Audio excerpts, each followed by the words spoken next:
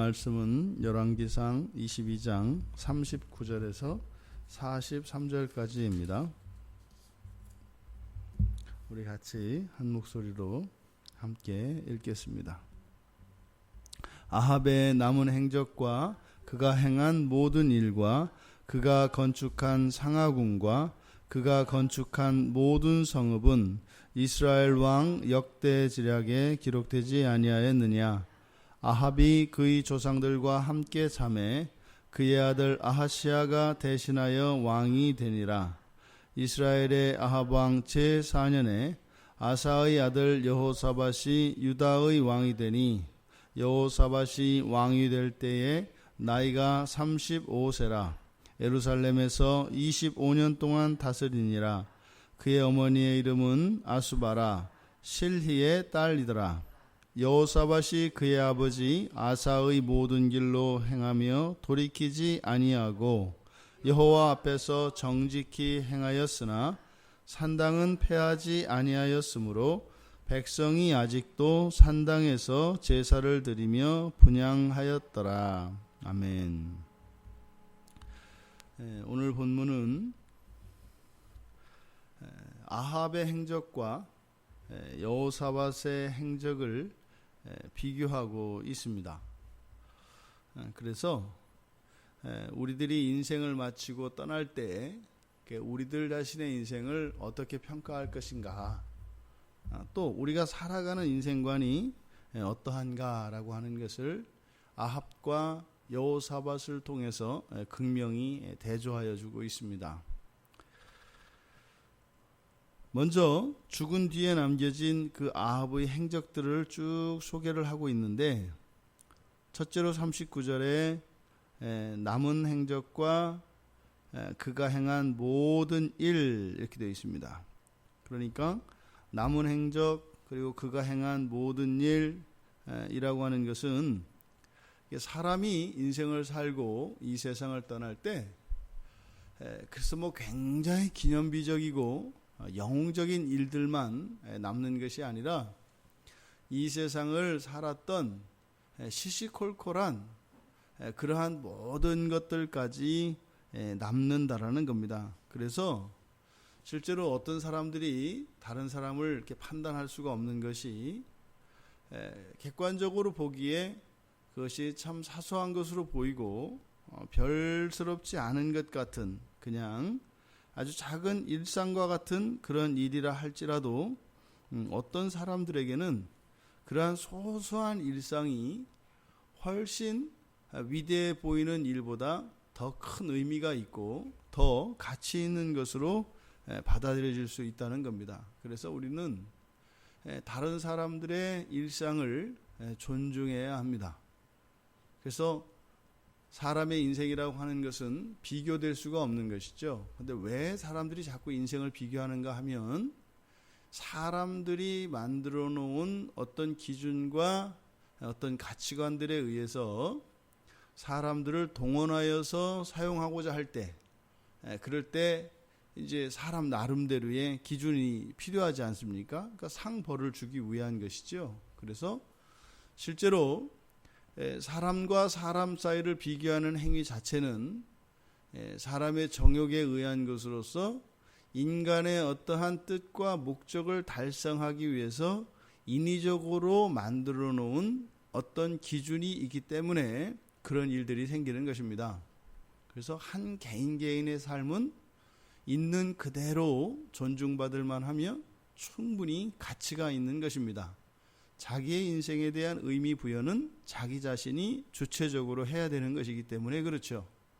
그런데 대부분의 사람들은 그렇게 생각하지 못하고 그러다 보니까 자신이 원하지 않는 일인데도 불구하고 그런 일들을 하기 위하여 평생을 허비하며 살아가는 일들이 많이 일어납니다.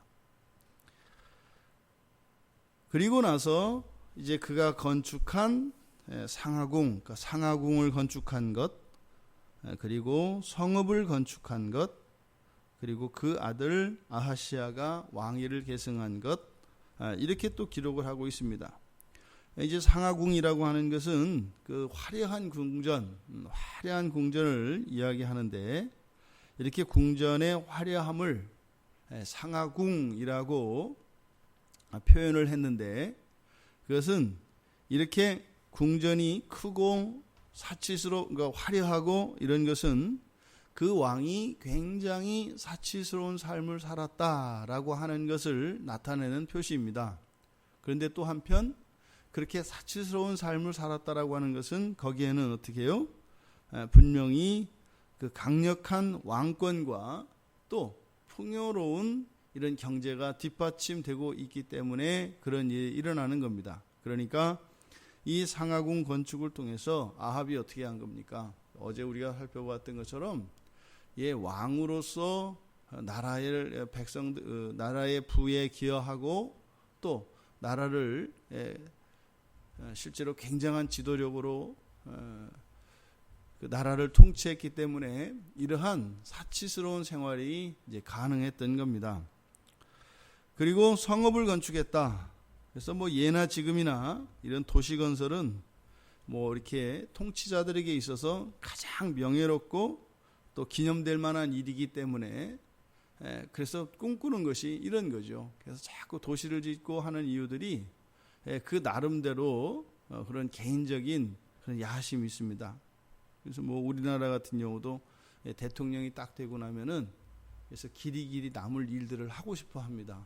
그래서 다른 사람들이 하지 못했던 그런 어떤 정책들 또 이런 토목건설 이런 것들을 일으키죠. 그래서 이제 대표적인 것들이 이제 고속도로를 세운다, 운하를 세운다, 또 바다를 메꾼다, 남북 간에 교류 협력을 한다, 이런 일들이 분명히 거기에는 이제 국가의 이익을 위한 국익에 대한 고려가 되어 있겠습니다만, 그것보다는 대부분 그 사적인 이익, 그래서 정권을 더 오랫동안 유지하고 싶은 그러한 사적 이익들도 분명히 그 안에 들어가게 됩니다. 그래서 이 성읍 건축이라고 하는 이것은 우리들 개인들로 보자면 집 사는 거 아니겠어요? 나라 대통령, 왕이 성읍을 건축하는 거면은 우리 개인들에게 적용하면은 이제 집 사는 겁니다. 굉장히 중요하지 않아요? 그래서 집 사놓고 여러분들이 이 세상 떠나면 우리 애들이 그거 팔아가지고 잘 살 겁니다. 그런 거죠. 그러니까 정말 조금만 생각을 해보면 그렇게 살 필요 없는, 그러니까 그거를 이렇게 순서를 그러니까 시간을 앞당겨서 살아가면 굉장히 여유롭고 정말 좀 누리면서 살아갈 수 있는데, 항상 뒤로 밀어서 뒤로 미루어서 살아갑니다. 앞당겨서 살아가면 굉장히 수월한데 말이죠. 그래서 이 오늘날 살아가는 사람들의 인생을 딱 정리하고 나면 대부분 뭐예요? 너무나 과하게 사는 겁니다. 그렇게 살 필요 없었는데 과하게 인생을 살아가죠. 왜 그렇게 이 세상은 우리로 하여금 과하게 살게 할까요? 거기에는 온갖 명분이 다 있습니다만 목표는 딱 하나입니다. 올바른 신앙생활 하지 못하게 하기 위한 겁니다. 정신을 빼놓고요. 그래서 죽으라고 일하게 만들어 놓고요. 쉬지 못하게 하고요. 그래서 절대 하나님과 이렇게 깊은 관계, 친밀한 관계를 유지하지 못하도록 세상은 끊임없이 그렇게 방해하는 겁니다. 만약에 오늘부터라도 당장 우리나라에 있는 모든 크리스찬들이 지금처럼 지금까지 살아왔던 그렇게 분주하고 그저 일 중독에 걸린 것처럼 그렇게 살지 않기로 작정을 하고 모두 이렇게 정상적인 일상으로 딱 돌아오면 기업주가 어떻게 하겠어요? 그 1,000만 기독교인들이 딱 그렇게 하기로 하면은 어떻게 못할 겁니다, 사실. 그러면은요, 지금처럼 이렇게 제가 바빠서요, 할 일이 너무 많아서요, 이렇게 못했던 그런 일들이 이제 다른 핑계가 또 이제 생깁니다. 그게 이 세상의 이치입니다. 그러니까요, 그렇게 살아간다 할지라도 우리가 잊지 말아야 할 것은 바로 우리들의 신앙을 지키는 일이다. 여기서 상하궁 건축, 성읍 건축이라고 하는 이렇게 큰 일들, 이것을 지금 아합에게는 이거를 이제 부각시키고 있습니다. 하지만 앞서서 이야기했던 것처럼 남은 행적, 그가 행한 모든 일, 이러한 소소한 일들 자체도 본인에게 있어서는 어떻다? 그에 못지않은 그런 의미와 가치가 분명히 있다. 그리고 또 하나 기록하고 있는 것이 왕위 계승입니다. 아합이 죽고 난 뒤에 왕위를 계승했다. 그러니까 이 열왕기 저자는 아합의 생전에 했던 업적들, 그것 가운데 하나 반드시 포함되어야 하는 것이 뭐예요? 왕위를 계승하는 겁니다. 그래서 왕권과 나라의 주권을 지켜낸 것, 이것은 당연한 것 같지만 당연하지 않습니다. 쉽지 않지요. 자기 때에서 나라를 외침을 받아서 나라의 주권을 잃어버리면요, 물려줄 수가 없는 거죠. 그래서 이 자녀들에게, 그러니까 조상으로부터 계승을 받고 자녀들에게 물려주는 이 계승하는 것은 굉장히 중요합니다. 그러니까 우리들도 그리스도인으로서 그리스도인에게 주어진 이 통치권, 그리고 이 하나님 나라의 주권, 우리들에게는 뭐겠습니까? 신앙의 가정과 신앙의 교회입니다. 이 신앙의 가정과 참된 그 신앙을 지키고 있는 이 교회를 우리들의 자녀에게 물려주는 것, 이것은 우리가 인생을, 이 세상을 살다가 떠날 때 하나님 앞에 평가되어지는 아주 중요한 덕목 가운데 하나라는 것입니다. 뭐예요? 이렇게 재산을 늘린 걸 말하는 게 아니라 뭘 말한다? 신앙의 가정과 참된 신앙을 가진 교회를 우리의 자녀들에게 물려준 것. 그래서 아무리 날고 기고 정말 이 세상을 그렇게 살았다 할지라도 이렇게 우리의 자녀들에게 온전한 하나님 나라의 기초가 되는 가정과 교회들을 계승하여 주지 못했다면 그것은 큰 의미가 없다, 이 말입니다. 이어서 여호사밧에 대한 진술들이 이제 쭉 나옵니다. 그래서 이제 아합과 여호사밧이 비교되는데, 아합이 40절에서 그의 조상들과 함께 잠에 이제 아하시아가 대신하고, 41절에서 이제 이스라엘의 아합 왕 제4년에 아사의 아들 여호사밧이 유다 왕이 되니, 그래서 아합의 생애에 대해서 기록을 하고, 지금 여호사밧과 아합의 차이가 몇 년이에요? 4년 차입니다. 4년. 거의 동시대를 같이 살았는데, 그 4년에 아합 왕 4년에 왕이 되었던 남유다의 여호사밧, 그래서 이 여호사밧이 25년을 다스렸다고 합니다. 그래서 25년을 다스린 내용을 뒤에서 쭉 하는데 보니까 지금 뭐 없어요. 그냥 뭐 이렇게 해서 어머니 이름은 뭐 이렇다. 그래서 아버지로부터 왕위를 물려받았다. 그리고 지금 43절에서 지금 기록하고 있는 내용을 보니까 주로 어떤 내용이에요? 아사가, 그 아버지 아사는 말년에 하나님을 떠나서 우상을 숭배하고 범죄를 많이 합니다. 그런데 그 뒤를 잇지 않았다. 그리고 여호와 앞에서 정직하게 행했다. 그리고 산당은 패하지 아니하였으므로 아직 산당을 제사를 드리며 분향하였더라. 근데 역대하 17장 6절에 보면 그 산당을, 그 아세라상이나 이런 산당을 패한 내용이 이제 나옵니다. 근데 지금 열왕기 저자는 이것이 완전히 패해지지는, 그러니까 완전히 제하여진 것은 아니다라고 하는 것을 기록하고 있습니다. 그래서 아합과 여호사밧을 비교하는데, 여호사밧이 또 절대적으로 이렇게 뛰어난 사람인 것에 대해서는 허용하고 있지 않습니다. 앞에서 지금 아합이 한 일들을 뭐 상하궁을 건축하고 성읍을 건축하고 한 이렇게 위대한 업적들을 소개했는데, 이 여호사밧에 대해서는 뭐예요? 여호와 앞에서 정직히 행한 것, 그리고 이제 산당을 이제 하긴 했습니다만, 이게 신앙의 부흥을 일으킨 요 부분만을 지금 여기서는 거론하고 있다, 이 말입니다. 그런데 평행 본문이 되는 역대기 17장과 19장에 가보면 이런 신앙 부흥을 일으켰고, 또 이런 성뿐만 아니라 부대를 또 많이 세웁니다. 부대도 많이 세우고 성도 세웁니다. 여호사밧도. 그러니까 오히려 아합보다 더 오히려 국방과 또 국력을 증강시키는 일에 더 많은 업적이 있었던 것을 보게 됩니다. 더더군다나 역대하 19장에 가보면은 이 여호사밧은 사법제도, 이런 재판 절차죠. 사법제도까지도 정돈하고 그것을 잘 세워놓은 것을 보게 됩니다. 그런데 열왕기 저자는 의도적으로 그걸 빼버렸습니다. 왜요? 아합과 여호사밧의 비교를 통해서 지금 우리들에게 어떠한 교훈을 주기 위한 겁니다. 그러니까 지금 열왕기 저자는 우리에게 뭘 얘기하고 싶은 거예요? 인생을 살아가는데 중요한 것은 뭐다? 여호와 앞에서 정직하게 살아가는 것이 중요하다. 여호와 앞에서 정직하게 살아가는 것이 무엇보다 가장 중요한 것이다. 그래서 여호사밧도 여호와 앞에서 정직하게 살았으나 온전히 그러지는 못했다. 그래서 어떻게 해요? 어느 누구도 아합과 비교하면 여호사밧은 어떻게 해요? 열왕기 저자가 볼 때 훌륭한 삶이고 우리가 본받아야 할 삶이다 라고 이야기를 합니다.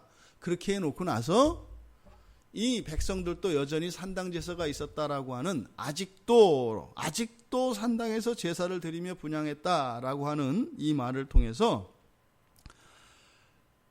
여호사밧의 입장에서는 자신의 그러한 것, 자신의 순수한 그런 신앙으로 인해서 자랑할 수는 없다라는 겁니다. 이렇게 이 열왕기 저자를 통해서 우리들에게 주시는 이 교훈을 가지고 우리의 삶을 적용하고 돌아본다면 우리가 인생을 어떻게 살면 되는 겁니까? 그저 그리스도인으로, 순전한 그리스도인으로 살면 되는 겁니다. 그것이 가장 의미가 있다고 얘기하는 겁니다. 근데 우리는 보세요. 이렇게 하잖아요. 이렇게 신앙을 지키며 살아가는 것이 중요합니까? 열심히 부자가 되고 이런 일들을 하면서 살아가는 것이 중요합니까? 그러면 우리 뭐라고 대답해요? 둘 다요 한다 이 말이에요. 그러니까 둘 다는 될 수가 없는 거예요. 이게 그렇게 되는 게 아닙니다. 그러니까 어떻게 돼요? 두 개의 교집합으로 살아간다 이 말입니다. 우리의 삶 속에서 정말로 우리 인생의 가장 큰 목적이 예수 그리스도를 만나는 것이고 온전한 그리스도인이 되는 것이다 라는 것이 성경의 가르침입니다. 이거는 불변의 진리입니다. 그런데 우리는 어떻게 해요? 둘 다요를 취한다 이 말입니다. 그래서 우리 인생이 그렇게 꼬이고 복잡하고 어려운 겁니다. 하나님이 우리에게 주신 삶은 아주 단순하고 간명합니다. 그러니까 이렇게 막 복잡하고 이러지 않아요. 근데 단순한 삶 속에서는 뭐가 있어요? 고난이 있거든요. 인내가 있거든요. 그러니까 그게 싫은 겁니다. 그러니까 그리스도인으로 살면서 또 이 세상에서도 좀 누리고 싶은 거죠. 근데 거기에는요 반드시 대가가 있다 이 말입니다. 그래서 우리가 하나님을 배신하고 또 하나님 등 뒤에서 하나님의 이름을 모욕하고 더럽히고 그런 인생을 우리가 살아가게 됩니다. 부디 우리 모두 순결한 신앙 그것 하나만을 위하여 우리의 인생의 모든 자원과 이런 시간들이 사용될 수 있기를 바랍니다. 그래서 그것 때문에 우리가 누릴 수 있는 것도 좀 포기하고 우리가 갈 수 있는 길도 좀 늦추고 그래서 오직 그 일을 위하여 우리에게 있는 것으로 서로를 섬기며 그렇게 동일한 뜻과 동일한 인생관과 가치관을 가지고 있는 사람들이 함께 모여서 예배 공동체를 이루어가며 외롭지 않게 살아갈 수 있게 되기를 바랍니다. 오늘 열왕기 저자가 바로 오늘 본문 말씀을 통해서 교훈하는 것은 이런 것입니다. 이렇게 살아야 한다. 우리 안에 있는 이 세속에 대한 사랑 그리고 이 세상에서의 부귀 영화를 추구하는 이런 세속성에 대해서 우리가 정직하게 하나님 앞에 고백하며 비록 내가 그런 삶을 추구하며 살아왔고 또 그것을 내려놓기 두렵다 할지라도 하나님 말씀이 이러니까 그것이 진리인 줄 알고 내 마음이 바뀔 수 있었으면 좋겠다고. 내 마음이 바뀔 수 있었으면 좋겠다고. 그렇게 하나님의 은혜를 구할 수 있는 복된 성도들이 되시기를 주님의 이름으로 축원합니다. 하나님 아버지, 아합과 여호사밧의 삶을 그리는 이 본문 안에서 저희들 자신을 보게 됩니다. 저희들 안에 이 아합과 같이 이 세상에 무엇인가를 남기려고 하고 또 이 세상에서 좀 다른 사람들보다 더 나은 삶을 누리려고 하는 그러한 마음이 저희들에게 있음을 고백합니다. 하지만 성경은 그 모든 것들은 헛된 것이며 오직 여호와 앞에 정직하게 살아가는 것, 그것이 우리들에게 주어진 삶이라고 교훈합니다. 하나님, 저희들의 마음이 하나님의 말씀을 따라 그렇게 변화되기를 원합니다.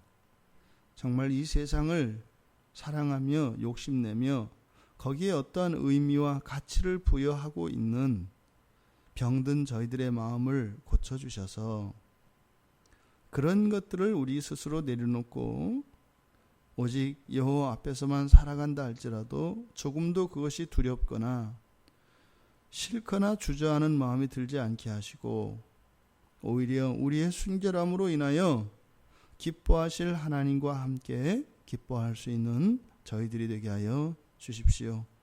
오늘 하루의 삶 속에서 믿음의 실천이 있기를 원합니다. 또 저희들의 믿음을 시험하며 유혹하려고 하는 이 세상으로부터 굳건히 저희들의 신앙의 순결을 지킬 수 있기를 원합니다. 성령 하나님 함께하여 주셔서 이 한날 하나님과 친밀한 사귐을 누리며 저희들의 순결한 신앙으로 하나님을 기쁘시게 하는 복된 날이 되게 하여 주시옵소서. 감사하며 예수님의 이름으로 기도드리옵나이다. 아멘.